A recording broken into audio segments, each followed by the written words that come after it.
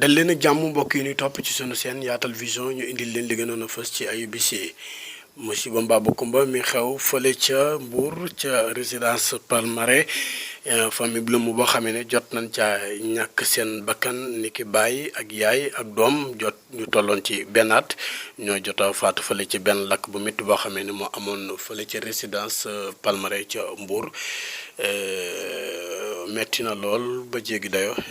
ginnaaw bi nga xamee ne ñoom ñoo nekkoon foofu noonu bokk benn sàmbur ci la lakk ga ñëwee ba faagaagal leen ñoom ñett ñooñu le accident bu métti bi nga xamee ne jotoon naa am démb muy Moustapha Guirassy otom bi nga xamee ne defoon na accident